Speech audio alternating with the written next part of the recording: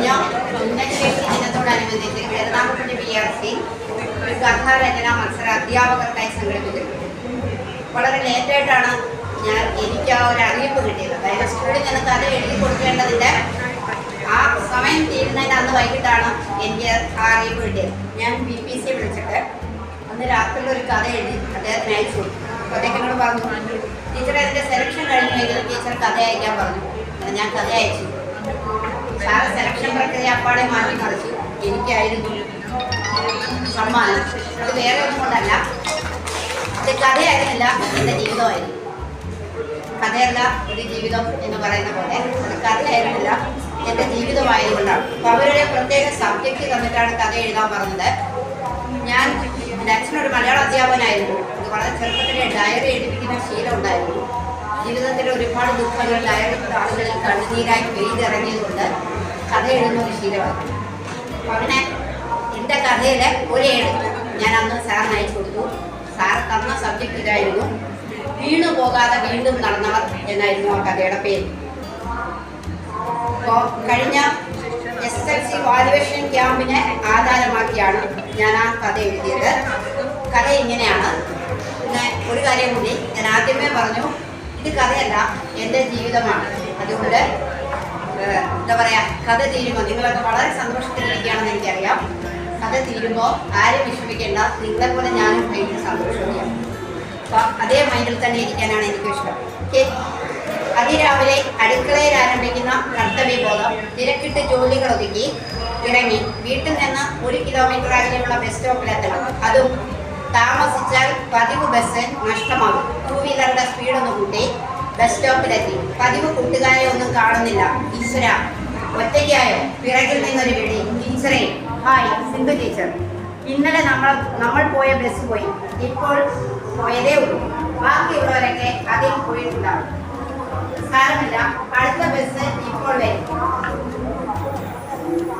പറയാൻ മറന്നു, സ്വന്തം സ്കൂളിൽ നിന്നും 40 കിലോമീറ്റർ അകലെയുള്ള വാല്യുവേഷൻ ക്യാമ്പിലേക്കാണ് യാത്ര. സമയത്തെത്തണം. പ്രായത്തിൽ ജൂനിയർ ആണെങ്കിലും ക്യാമ്പ് ഓഫീസർ മുഖം നോക്കാതെ സംസാരിക്കും.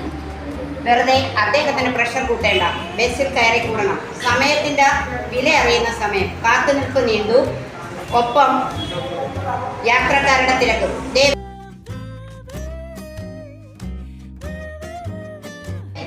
ഉള്ളിലായി കമ്പിയിൽ ഒരു പിടുത്തം കിട്ടി.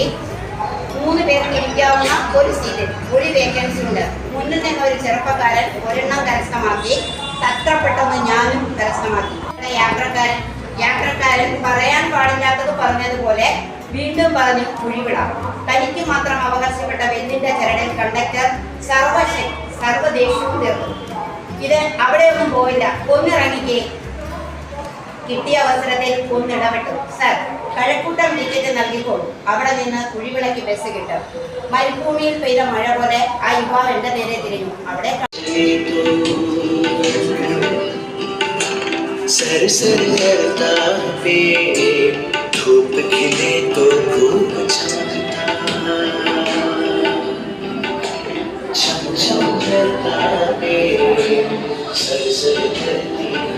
चले तो सर करता है, धूप खिले तो खूब चमकता चमचमता है।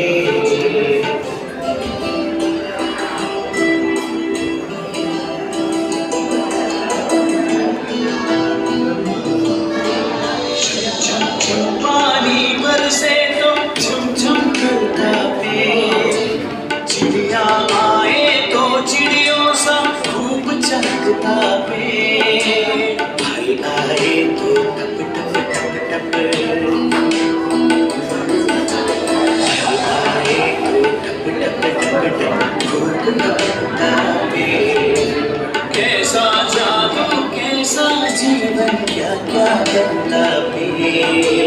सर सर करती हवा चले तो सर सर करता है, धूप खिले तो खूब चमकता चमचम करता है। सर सर करती हवा चले तो सर सर करता है, धूप खिले